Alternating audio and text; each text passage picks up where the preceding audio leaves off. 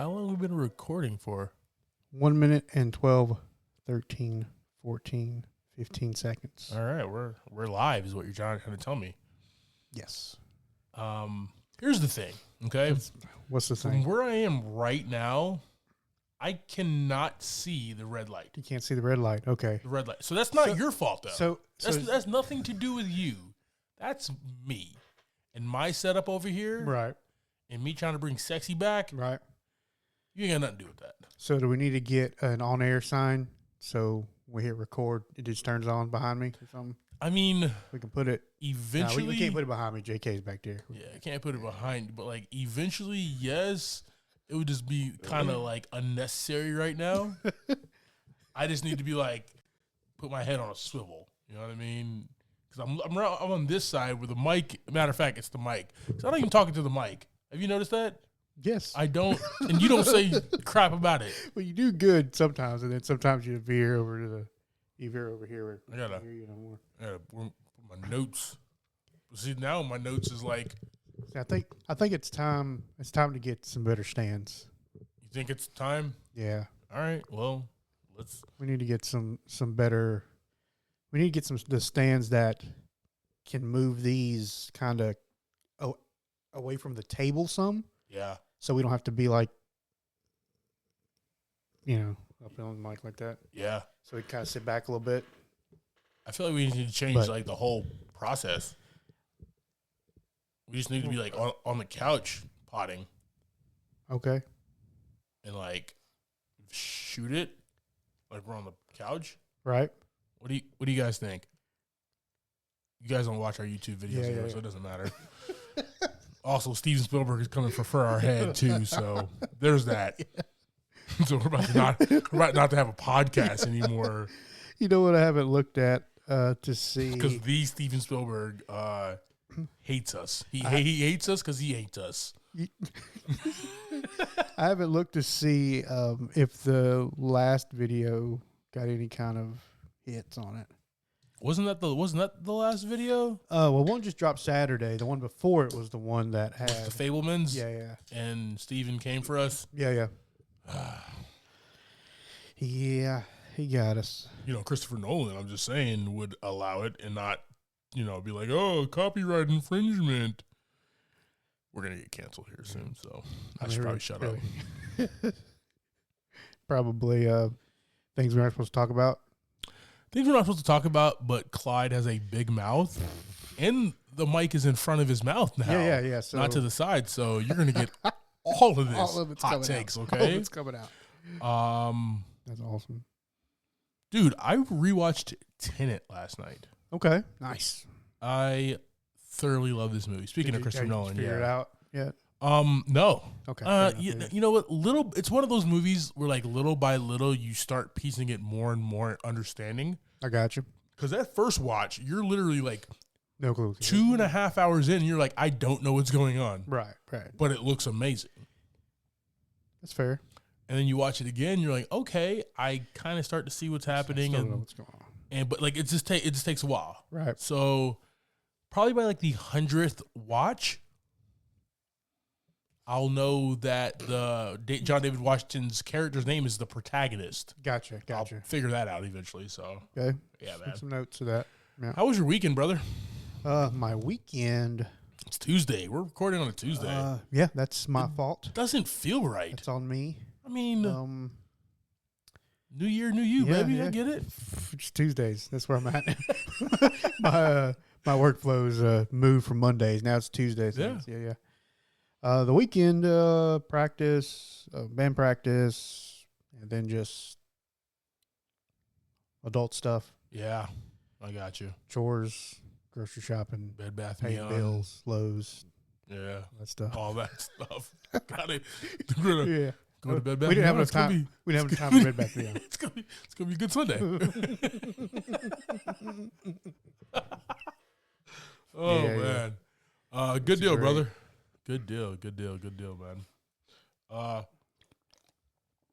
Went to Chapel Hill. Yes, saw that. Yeah, watched Carolina get beat to a bloody pulp by Notre Dame, the Hunchbacks. Is that a common thing? No, they actually came into this game undefeated. Well, I mean, Against Notre Dame. Yeah. They played Notre Dame every like 3 or 4 years, and usually we play each other close. We did play each other close. He's only lost by like 9 points, but it just wasn't a pretty game for them there. But, it is what it is, man. Football season. Yes, sir. The ball's going through the net. That's soccer. Or basketball. Yeah, that's also. But the net could be the kicker's net on the sideline because he's practicing the drop kick. I don't even know.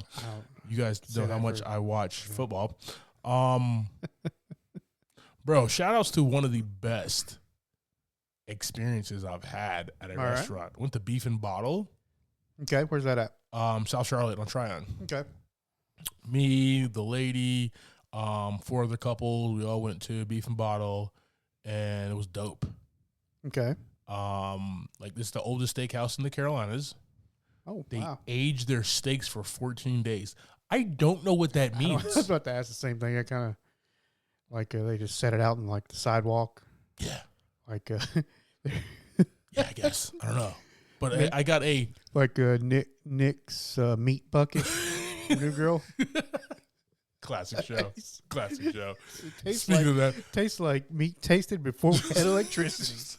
Speaking of New Girl, just real quick, there was the, because I follow like the New Girl, like something popped up on Instagram and it was like one of the scenes where Jess runs in and Nick's on the couch. She's like, pretend you're gay, pretend you're gay, pretend you're gay, pretend you're gay. What kind of gay am I? So then like the guy walks in, she's like, hey, this is Nick. And he goes, yeah, I'm Nick.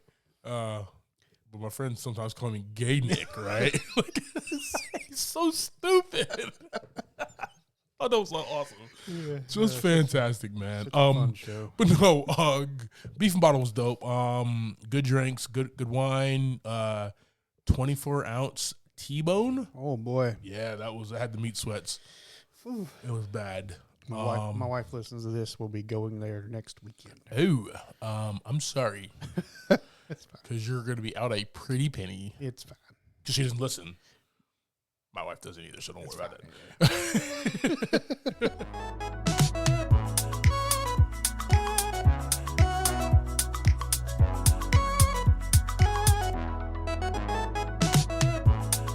Welcome to this week's episode of Movie in a Pod. I'm Clyde Smith. And I am Javier Villalobos. On this week's episode, we are discussing the trailers for Knock at the Cabin, Hocus Pocus 2, Episode 6 of She-Hulk, and our Movie of the Week, Bottle Rocket.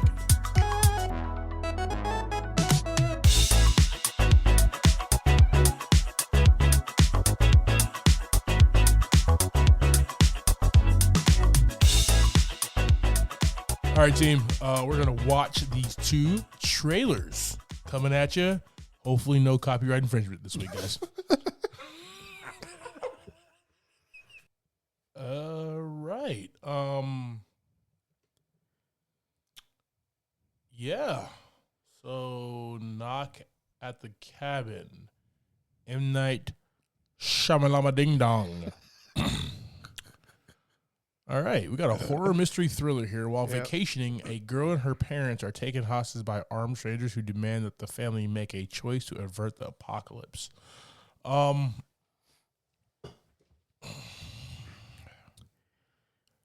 the one thing that M. Night is really, really good at is cutting trailers.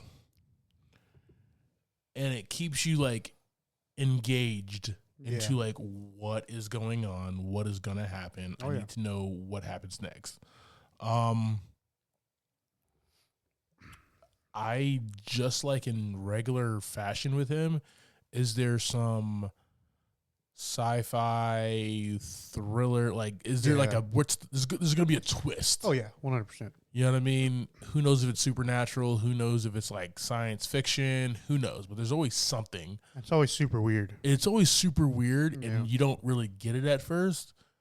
Bruce Willis was dead the entire time. Oh my God! Spoiler alert. If you have not seen, The Fifth Element, that's your fault. Okay. Right.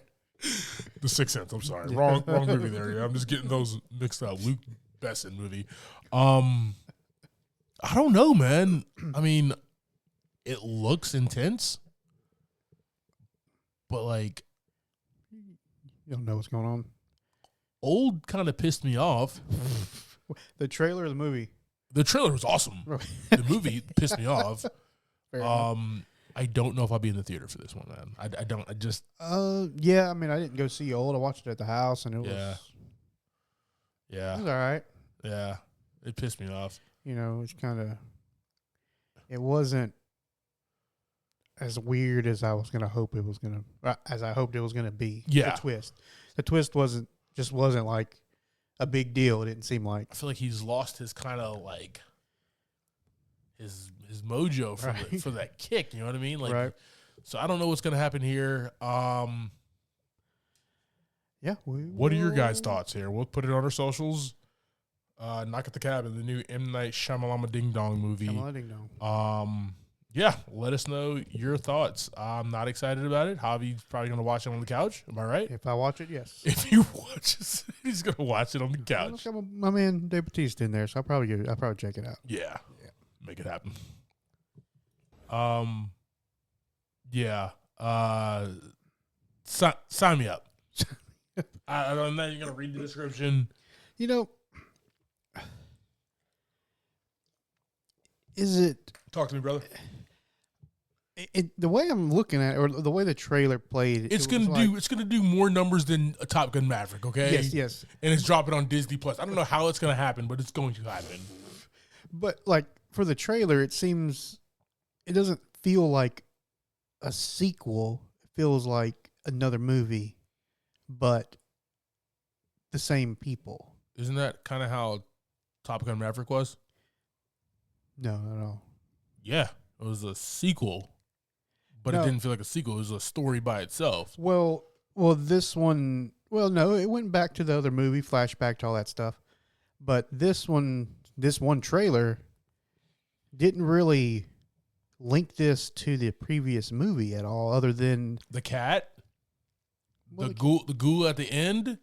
But We're back witches. yes, but it's like it's a whole new thing. Oh, I love it. Like it's not Yeah, like there was no other link other than the witches and Salem. But witches live on, it, bro. It didn't show any like links to the previous movie, I guess is what I'm saying. I Like get a exactly. flashback. I'm just messing with you. I Yeah. get exactly what you're saying, and don't care. Still here for it. Okay. Bette Midler, Sarah Jessica Parker, Kathy Namji, and a whole host of a new cast here. Yeah, I'm here for it, bro. Oh, yeah. Did you enjoy Hocus Pocus when you were a kid? Yeah. Yeah. Loved it. Definitely excited about this one, man. It was always just like a thing that was just like campy, Yeah. stupid, funny, A little cringy. a lot of cringy, but we were here for it though. Right. You know what I mean? Like we were here for it. It was just a good time. Yeah, it's just one of those things that turned into a classic, right? Yeah.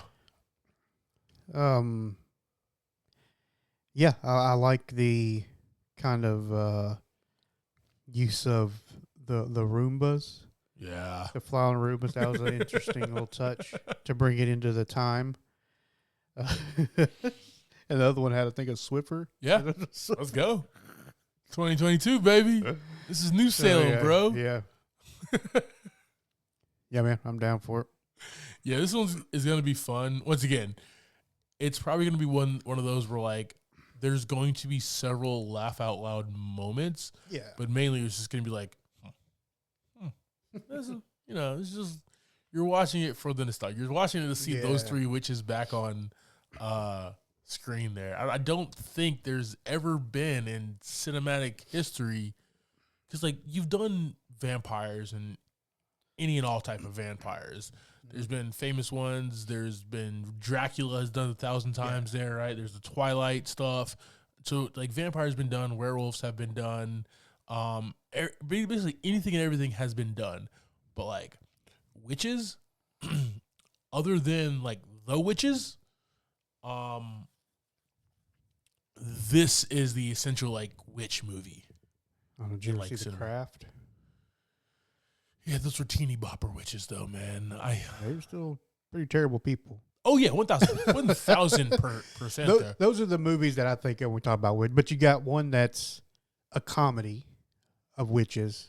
Then you got the other one, which is The Craft, which is not so much the comedy as it is just like a drama type thing.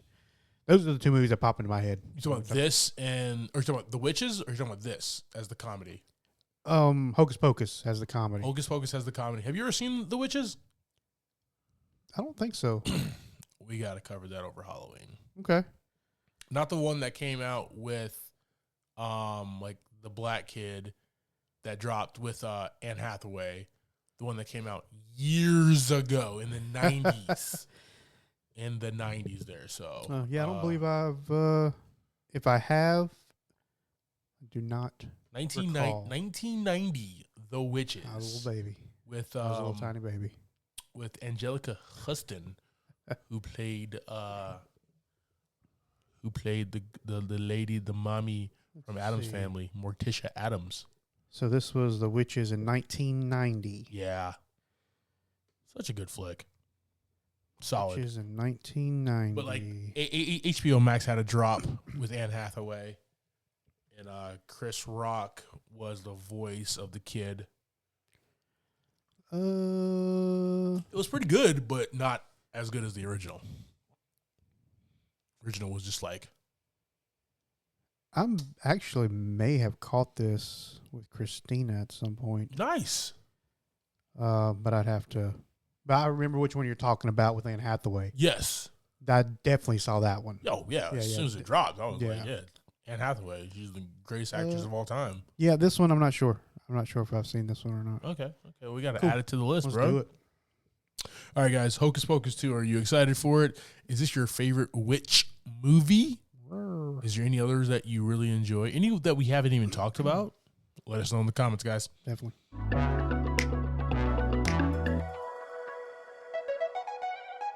Well, I don't want to mess up your video. I appreciate that. That's important. Yeah. Right? Because you got to get this Tom Cruise and Enrique Iglesias on. You know, I don't know why I'm Tom Cruise and you're Enrique Iglesias. I don't know why I matched somebody who was at least of like Spanish origin, and I'm short and white and 50, almost 60 years old. I don't know why I did that. Okay. Oh, you know. Sometimes when you're not all heroes, when you're in the moment, things happen. Not all heroes wear capes, right? I mean, they sometimes fly, F-150 Raptors, whatever. Look, nothing like Tom Cruise. I mean, what if I do this? There it is. I got you. I see it now, man. There it is, man. You've also never seen me run before, dude. High knees to the chest, bro.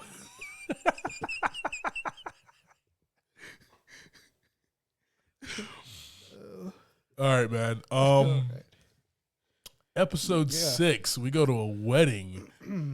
Jen is a bridesmaid in a friend's wedding, a stressful event compounded by uniquely She-Hulk issues. Just Jen. Right? Just Jen. One thing I've really liked about this is their titles. Oh, yeah. Solid. The customized intro has been fantastic. And it changes every week. Yep. And it literally...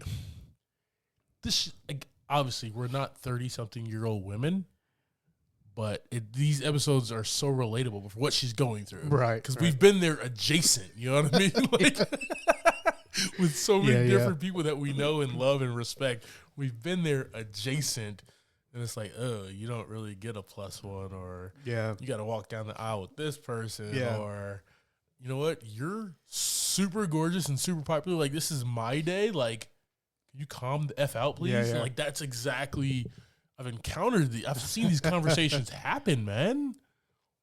Wild. Talk to me about this episode, brother. Yeah, just another super fun episode. Yeah. Not a whole lot of superheroing going on. No. We're real into now the people, right? And I can't remember the other girl's name, her assistant.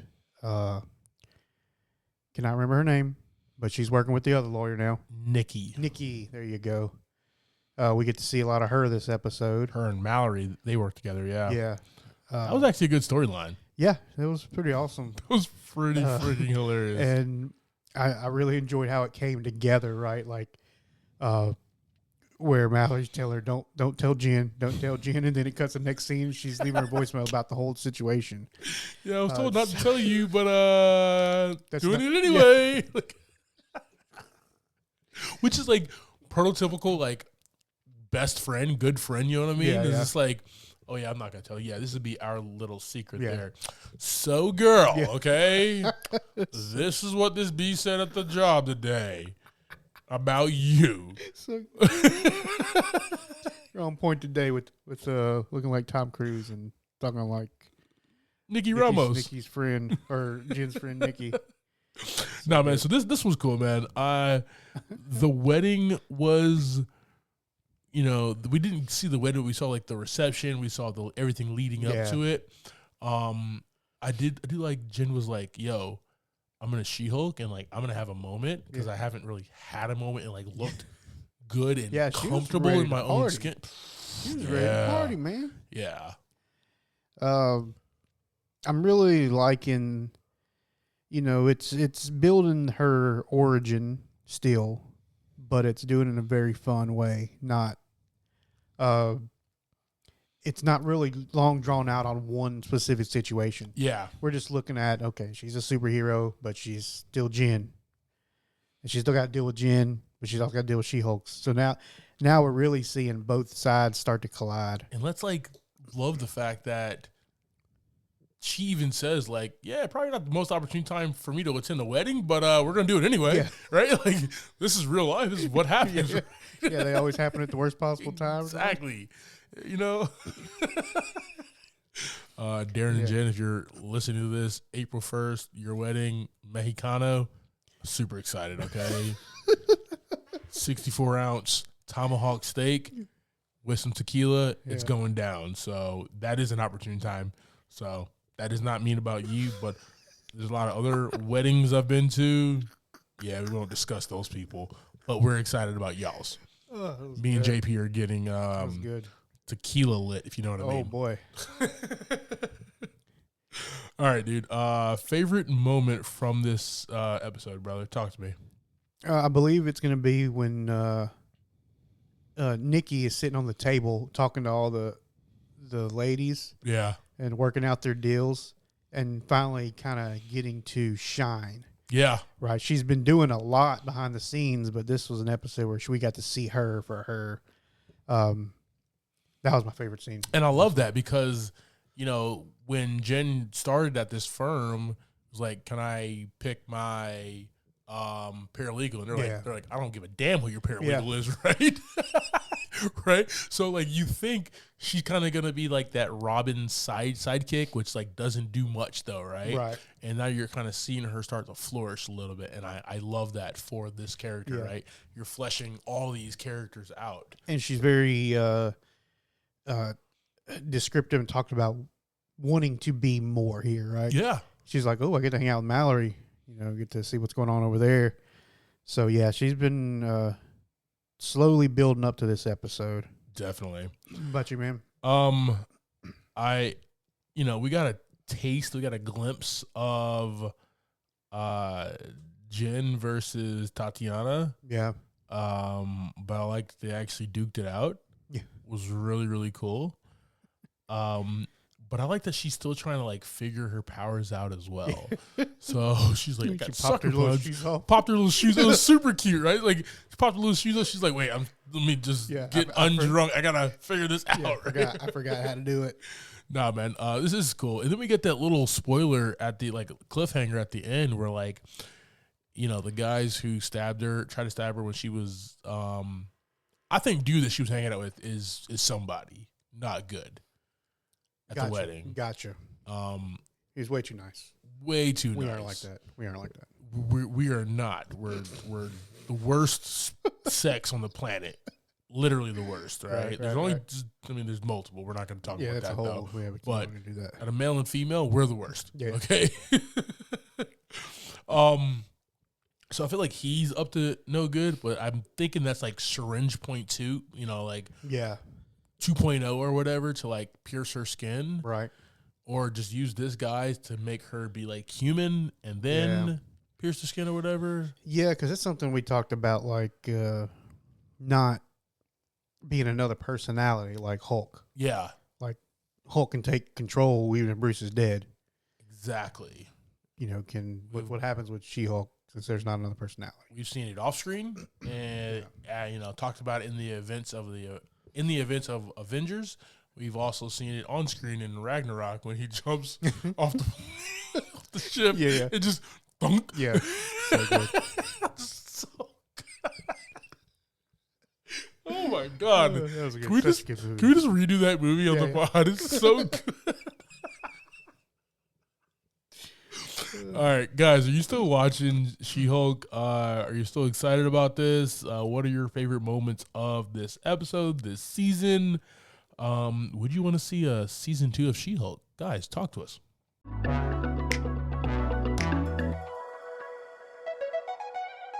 All right, brother, you ready to jump into our movie of the week?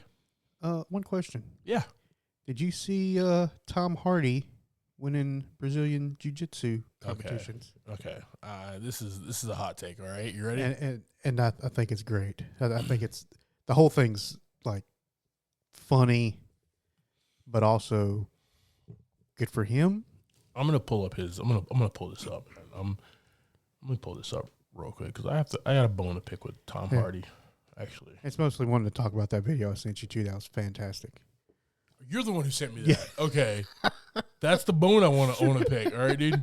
So, not only is he like an actor, producer, screenwriter, his Wikipedia page now also says martial artist. Okay, he's a gorgeous human being. He is married with 3 beautiful kids. Right, he has been in movies with all the best. Yes, all the best. And now he wants to be a jiu-jitsu champion. Well, he is a jiu-jitsu champion. He's doing work. He's like, slow down, okay? He said, why? You know what I mean? Why? Like, you know how we used to, okay, so you know how like we used to go to like the club or the bar or whatever, and we would see a guy, and we'd be like, dude, save some ladies for us, okay? Right. That's what I'm saying to Tom. Like, dude. I mean, save some jiu-jitsu and some stuff. He's got that, can I do something? He had that beard all. His hair was all messed up. He had his gi open a little bit, just a little chest hair out. Just embarrassing my man, dude. In that video, my man's got to go. He's like, dude, you go back to your beautiful mansion and your family, your kids, dude. You know what I mean? My man's got to go to work tomorrow. Yeah, he's got to go do his 9 to 5. You know, he got to do the Dolly Parton. You know what I mean? And he lost. He took the L. Took the L, bro. Being Wife probably left. First or last, right? Gosh. Yeah, I saw that, man. He's just. I just thought that was an interesting bit of news. He's just the man. Yeah. Yeah, I mean that's the thing, right? He's just a dude. I mean, he's accomplished a lot in his life, and now he's on to his next thing. And like, I'm just right here where I want his Wikipedia page, and this is how much I'm a fan of him. I've seen every movie that's listed right here, just in this paragraph alone. Star Trek Nemesis, Saw, Rock and Roller, Bronson, Warrior, Tinker Tailor, Soldier Spy, Lawless, This Means War, Locke, we just did that, yes. The Drop, The Revenant, Mad Max Fury Road, Legend, Inception, The Dark Knight Rises, Dunkirk, Venom, Let There Be Carnage. I've seen all those movies. Right. I've probably seen most of his movies. He is phenomenal. Oh, yeah. And you know what? I'm probably going to watch Inception tonight. That's dream a little bigger, darling. That's a commitment. I mean, it's like almost 8 o'clock right now. I don't sleep. So there's that. Yeah, Tom Hardy can do no wrongs. I mean, he broke Christian Bale in half. So there's that. Yeah. All right. Now you want to jump into the movie, sir? Yeah, I guess. He's like, whatever. I wasn't going to talk about Tom, but that's fine. Just for the next 30 minutes? That's fine. All right, guys. Movie of the week here is Bottle Rocket. This movie was released in 1996. A few other movies that was released that year: A Time to Kill, Romeo and Juliet, Happy Gilmore, Scream, The Cable Guy, Oh boy, Dragonheart, and the first time Will Smith fought aliens, Independence Day. The global event that movie comes up so much. from Roland Emmerich. It's so good, though. Comes up so much. It's one of my favorite movies of all time, man. Dude, that's like the first movie that like I remember just being enamored by like production and scale and size and like all the actors bouncing off of each other. And there's so many different plot points. I would love for someone to keep up with like how many times Independence Day comes up. That'd be fantastic. I mean, you got to understand something. I talk about it in regular conversation with people. It's not just a pod. It's not just a pod thing, okay? Every day. You know when somebody does something stupid and they like realize they did something stupid, I say welcome to Earth. Like all the time. Somebody's like showing you a some kind of cool formula in an Excel spreadsheet, and you're like, oh, Jeff Goldblum. Exactly. Just gonna give it a little virus. Yeah. You remind me of Jeff Goldblum from Independence Day. Oh yeah. So all right. So back to Bottle Rocket, You got me guys. doing it. This was directed by Wes Anderson, his first flick. This is written by Owen Wilson and Wes Anderson. We had a $5 million budget, and the box office brought in $560,000. Oh yeah. Starring, we have Owen Wilson as Dignan, Luke Wilson as Anthony Adams, Robert Musgrave as Bob Mapplethorpe, That's James a name Caan. right there. Strong. James Caan as Abe Henry, Lumi Carvazos as Inez, and a bunch of other people. A bunch of other people. Bunch there. of others. All right. We're not gonna talk about Applejack. I love that name. Kumar. We'll get to him a little later down. Kumar. All right, man. Go ahead and give us a quick synopsis of this movie. Yeah, basically we have two guys who are doing robberies, and one of them falls in love, and then mostly everything after that pretty much does not go to plan. Nothing It's all bad. at all goes to Yeah, plan. yeah. All right, let's start at the top, man, with this amazing cast of characters. We got sir. Owen Wilson as Dignan. He is the plan guy. Yes.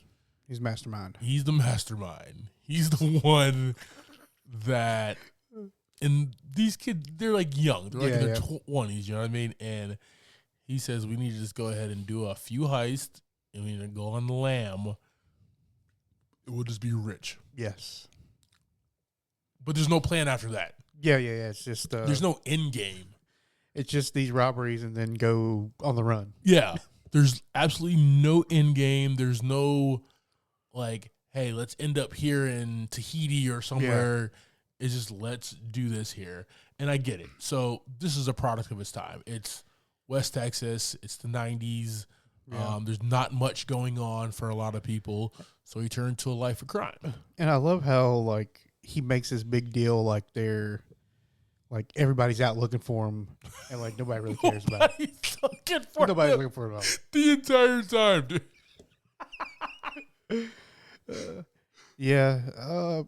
He is just he's supposed to be the mastermind, man, but he's just like he doesn't have that kind of, I guess, the compass like Luke Wilson's character has, right? Yes. He just kind of, like you said, he's got 3 good plans, but there's nothing else, right? It's just kind of what's right in front of his face. Yeah, he's almost like the person who goes like, he's like, all right, I'm going to get in my car, and then I'm going to start my car. Yeah. Then I'm going to press the gas. Yep.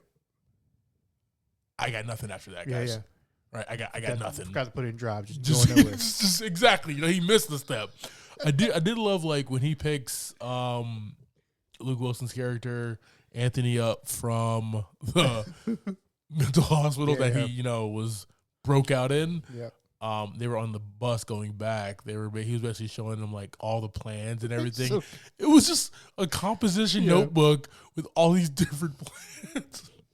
Yeah, he just sketched out little graphs and stuff. Yeah. He's just a wild character, man, and he just lets his imagination run free. Yeah. I mean, he's all in. Oh yeah, he's all in with it, but there's just, like you said, just no real reason to it. Like, there's no, let's go rob so we can go out and we can leave the country and go, find a place and live there, live out the rest of our lives. There's none of that. It's just, let's go do it. Let's rob a place. It's the thing to do. All right, let's move over to his brother. And I didn't know that Luke was the youngest brother. I did not know that. So all three are in this movie. Andrew's the oldest. Owen's the middle child. Luke is the youngest. I always thought Owen was the youngest. When I was doing my research for this movie. Right. Had to figure all that up. Gotcha. So Good deal. Luke Wilson is Anthony Adams. So we find this guy, and he is leaving a mental facility he's there for what, like depression or something of that nature? Yeah. What is he? Like he needed some time away. Exhaustion, depression, stuff like that he's dealing with. And he comes back. It's a voluntary place. It's voluntary. He's not locked up or like there for hard psychiatric reasons. And I will say, like, he's the best of friends. Yeah. He is. Because Dingham makes this entire plan. Yes. He's gonna break him out. And not the warden, but his psychiatrist or whatever. Yeah. Like, dude, you can just go out the front door. What are you doing this for? Oh, I got my friend down there, and I want to upset him, so I got to go through here. But I love it, when he hit the ground, he was shaking everybody's hand and telling everybody goodbye. And Dingham was still just kind of hiding and stuff, man. They're boys. You can tell early on from the bat, these guys are tight. They don't want to upset each other, man. So I definitely appreciated that. But Anthony, he has this. You're right. He has this North Star where he's there with Dingham and do all these crimes and everything, but you can tell he's just along for the ride. He doesn't really want to do it. Yeah. The entire time. Basically just backing him up. Hey, we're boys. Boy. You got me out of a facility that I voluntarily was checked into. I appreciate you. I guess I'm your ride or die or whatever. Yeah. But he definitely wants more out of life, and I do like that he eventually finds love in the weirdest place. Yeah. At the motel. The motel that they're a lot of people find love at the motel. From what I hear. On the lamb. On the lamb, and he finds love at the motel with the beautiful Inez, who we'll discuss in just a few minutes here. Oh yeah. They're just there, man. They seem to just drag people in with them too. Just dragging people around at this point. As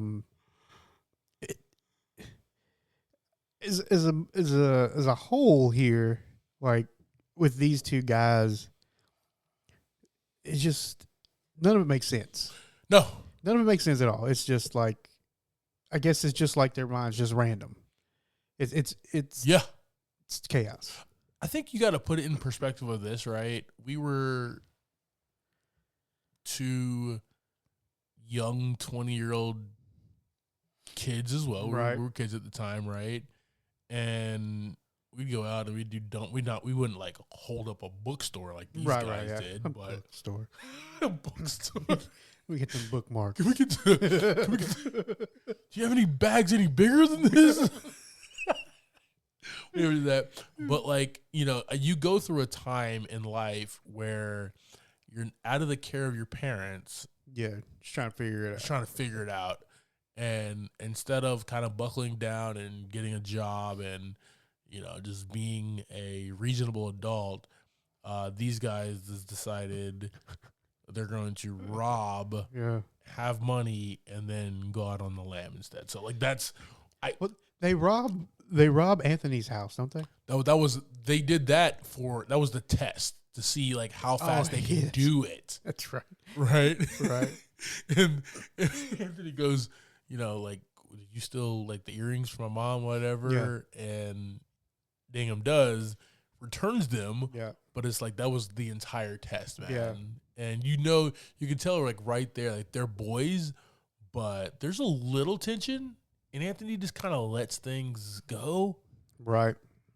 I appreciate that from him because Dingham's a little he's gonna do whatever the hell he wants. Oh yeah. Wants to do there. Whatever pops up in that little brain of his, he makes happen there. Let's talk about Robert Musgrave as Bob Mapplethorpe. Mapplethorpe. So this is the third guy, and he is the driver, the getaway driver of the team there.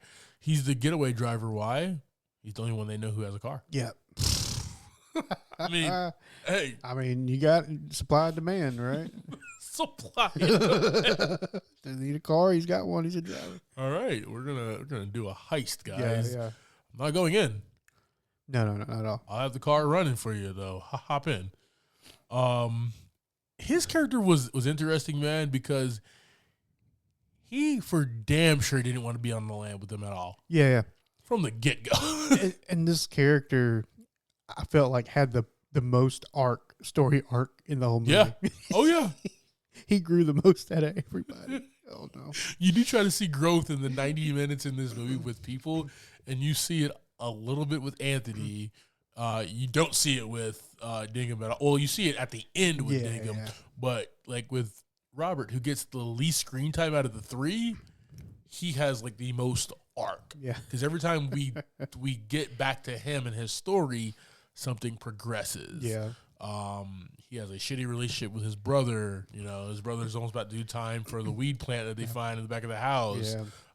Come to find out later on, like, him and his brother are really, really good friends, and they're patching stuff together, and his brother's not calling him a shithead and stuff. So that reminded me, of many relationships like that in the movies, but specifically from Weird Science. Yeah. With Bill Paxton. Yes. Being the older brother. Yes. Yeah, but he grows. He at the beginning, he's real timid, right? He's like, y'all want me to do it, I'll do it. And then he bails on him. I mean, and then the cards were on the table. He put his cards on the table, though. He was like, you're right. But I love how he wanted to be a part of it.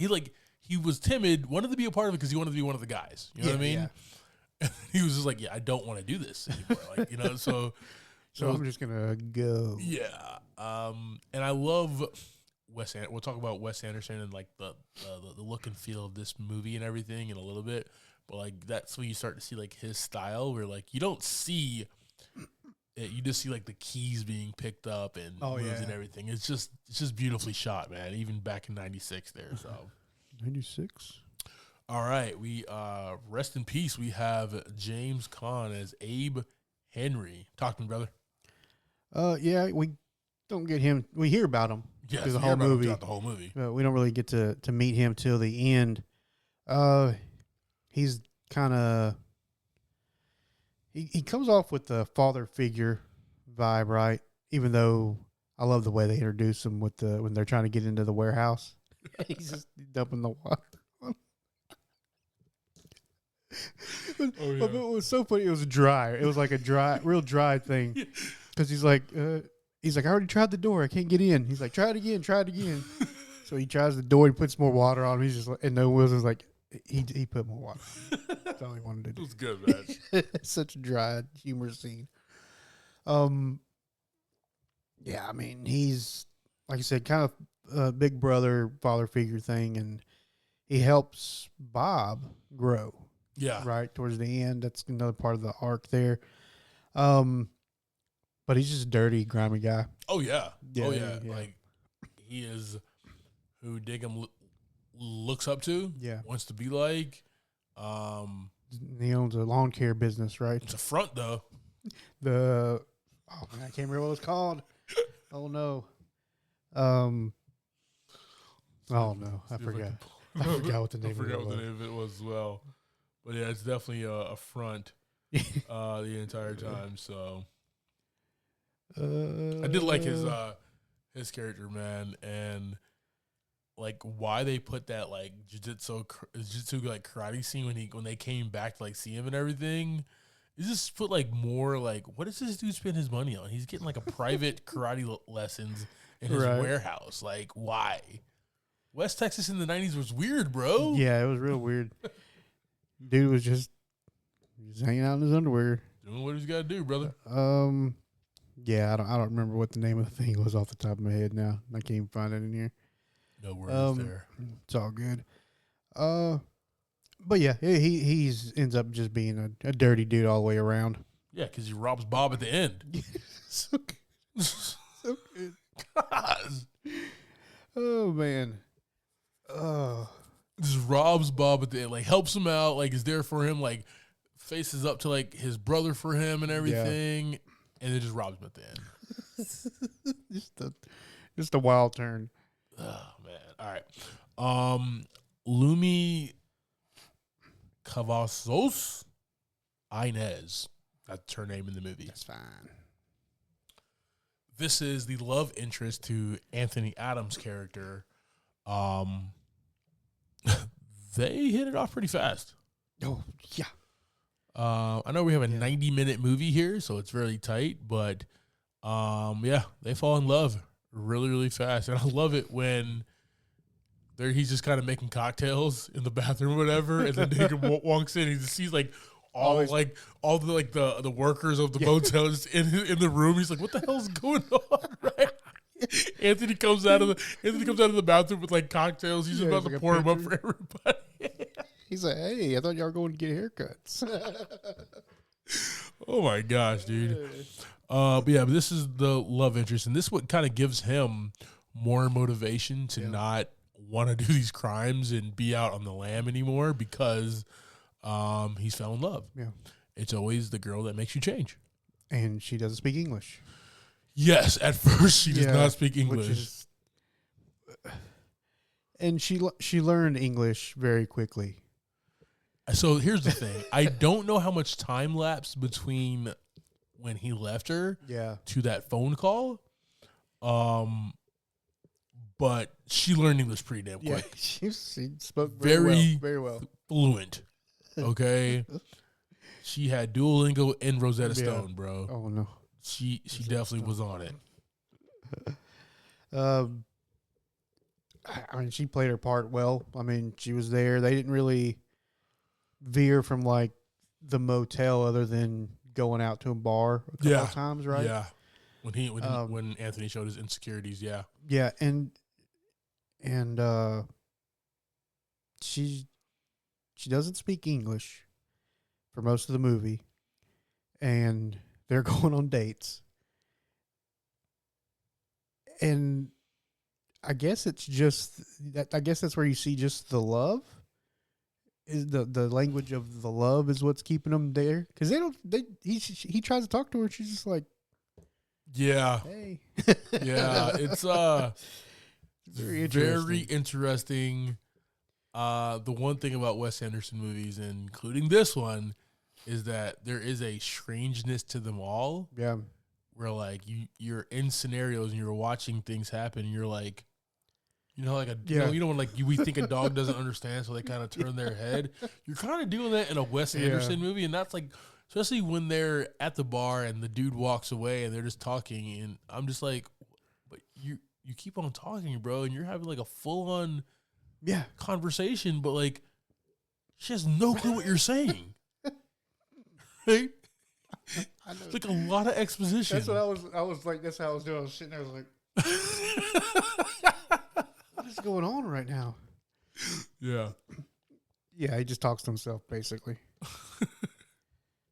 So then we got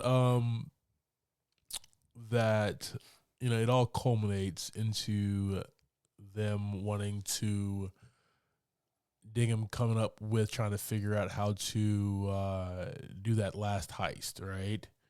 Got the yellow coveralls or whatever. Yeah, bright yellow sign. And they're gonna go to the storage facility and open this case, steal the money. but it goes terribly wrong, right? And it goes The terribly whole wrong time. because, like, one, Bob doesn't want to be there. Yeah. Anthony doesn't want to be there.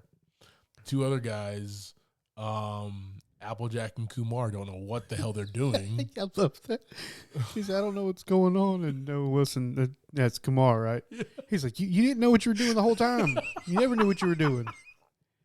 That's like the young Owen Wilson. Yeah. That, like, okay, this guy's gonna be a star. Yeah, I like, you love just that. know it, man. Yeah.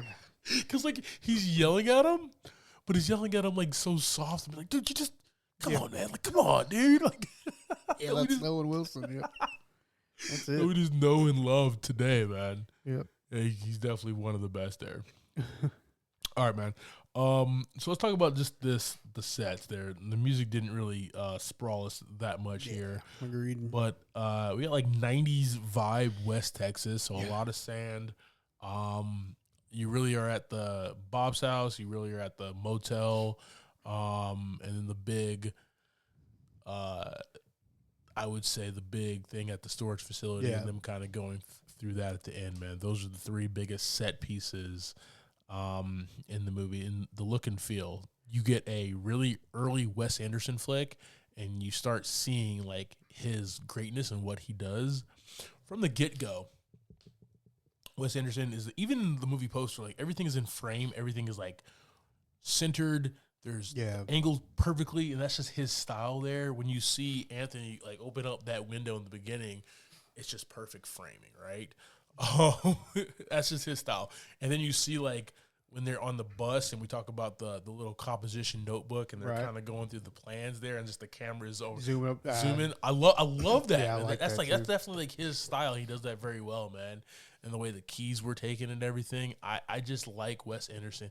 His movies are weird. I watched them all. His movies are weird. I like watching his technique as a director, and he always gives us something fresh and new in his movies, man. That's what I enjoyed about this. And you saw it in his first flick. Really enjoyed. So I tried to come up with a theme for this, man. Good luck with that. I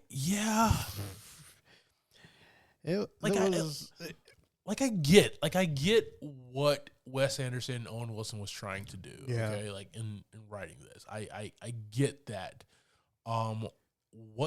Ultimately at the end, it's like sacrificing,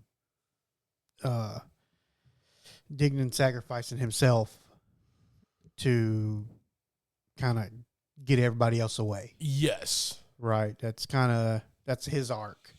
It's kind of going from, I guess, kind of selfish up front, and then, okay, you guys got to get out of here. So I'm going to sacrifice myself kind of thing. Yeah. And I think, they were less trying to do like a theme and just more tell like young 20-something-year-olds in West Texas in the 90s. I think like literally that's plan better. Plan better. Yes, that's the if you're gonna steal, if you're gonna pull a heist, plan it better. Damn it! Make sure you got guys who want to be there, not Bob. Bob and Applejack. He got stuck in the elevator, didn't he? Is that what happened?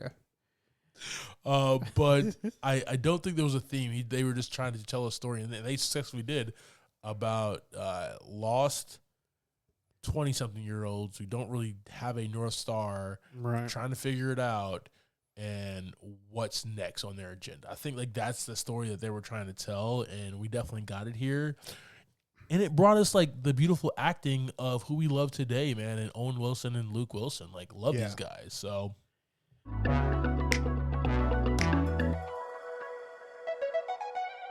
all right, guys, so that is our conversation about Bottle Rocket, 1996, the first Wes Anderson directed flick.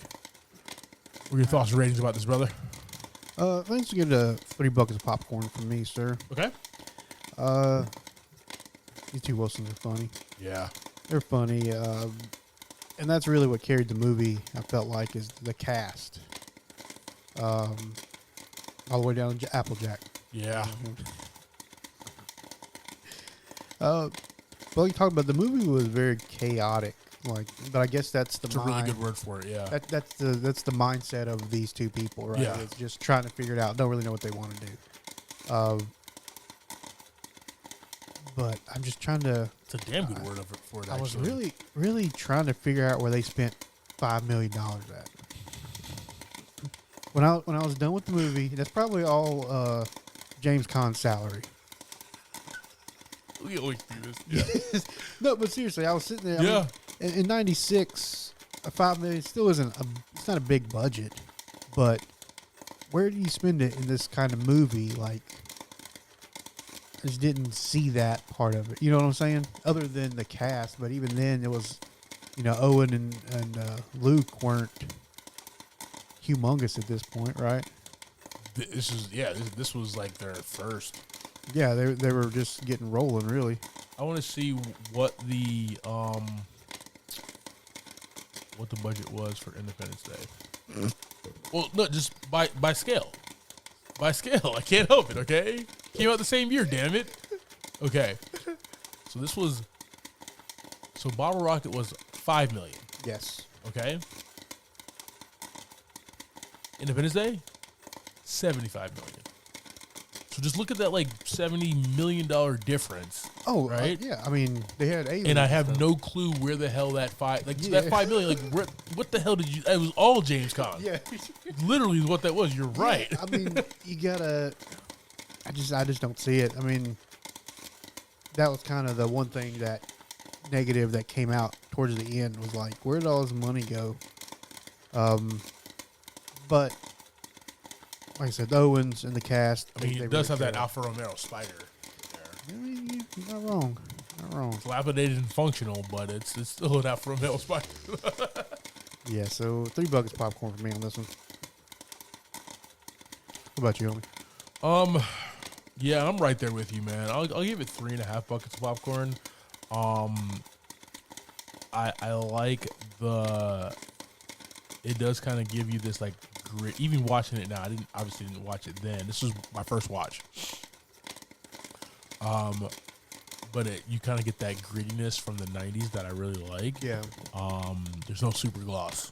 No, You know not at what I all. mean? I did enjoy that. That's what I was saying. When you first sent it to me, I was like, oh yeah, I forgot this one was recorded on like a big VHS recorder. What did you put like right? Yeah, on the shoulder, yeah. Because I've seen part of this movie before. Okay. I don't think I watched much of it when I did, just because it's hard for me to get into these kind of movies. But we did this one for a purpose, right? Yeah. So I watched the whole thing. But yeah, I remember it just like watching and be like, it really looks like they're just running around with big VHS recorders right now. Yeah. And once again, where's that $5 million? I mean, those things were expensive, but you know.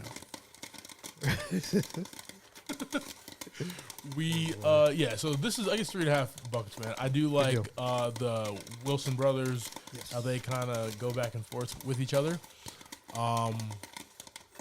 Their dialogue is just great, and obviously they're only a few years apart, and they do that well on screen. Yes. They've been in a few other Wes Anderson movies together, but they were like literally side by side almost in every frame in this movie, man. So definitely enjoyed that. The other thing that I did enjoy is just for as chaotic it was, I enjoyed that. Okay. I enjoyed the chaos because, it didn't really dawn on me until you actually brought the word up in your review. It was really chaotic, and I think that's what Wes and Owen was trying to kind of say. Right. They were trying to display like the chaotic thoughts of these characters and the weird crap that they go through. And thinking, like Dignan thinking he's doing a good job. Thinking he's the man. Yes. Pat on the back. Yep. Yeah. And Anthony knowing that it's not like that, but just going along with it. Going along with it, bro. That's what his bros do, man. Yep.